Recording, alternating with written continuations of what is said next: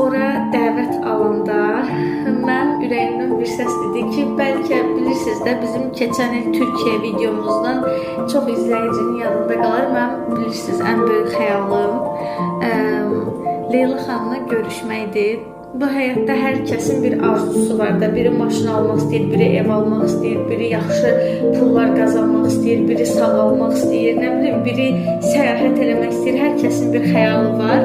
Mənim üçün də bütün maddiyyatlardan, bütün belə deyim, uğurlardan daha böyük bir şey varsa, o da Leyla xanımla görüşməkdir. Nəyə görə? Səbəbini də deyəcəm.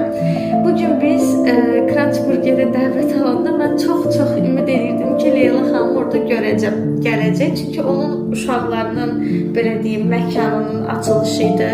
Amma çox təəssüf ki, bu ərəfədə bizim prinsessamız başqa bir şəhərdə uşaqlar evinin açılışındaymış.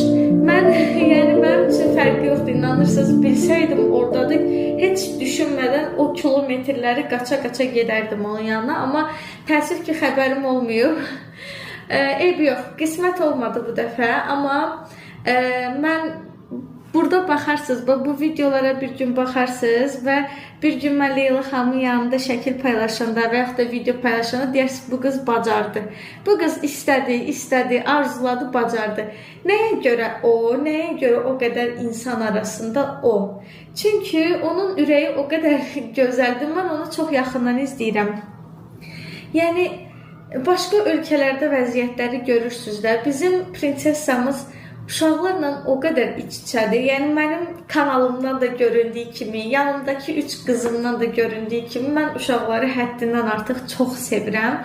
Və Leyla xanım Əliyevanın uşaqlara qarşı olan qayğısı, uşaqlara qarşı olan diqqəti, xəstə uşaqlara göstərdiyi dəstək. O gün bizim bir izləyicimizlə qarşılaşdıq yolda. Həmin izləyicimiz xərçəng xəstəsi idi və o uşaq rahatlıqla müalicəsini ala bilsin deyə, xəstəxanaya gedib gələndə valideynləri əziyyət çəkməsin deyə onlara maşına kimi hədiyyə eləmişdi. Yəni, bu qadının, bu gözəl xeyirxah xasiyyəti, o ürəyi məni valeh edir də, özümdən asılı deyil. Mən bəzən özümü onun davamçısı kimi görürüm. Düzdür, mən 3 qız uşağı ilə bu xəyallarımı həyata keçirirəm, amma o yüzlərlə, minlərlə uşağa dəstək olur. Təkcə xəstə uşaqlara yox, elə sağlam uşaqlar olsun, hamısına çox gözəl sevgi göstərir, çox gözəl qayğı göstərir. Təsəvvür edin, övladınızın restoranının açılışıdır, amma siz öz övladınızı qoyub gedirsiniz başqalarının uşaqları üçün, onlara qayğı göstərmək üçün, onlara dəstək olmaq üçün kilometrlərlə yolu başqa bir şəhərə gedirsiniz. Yəni, hər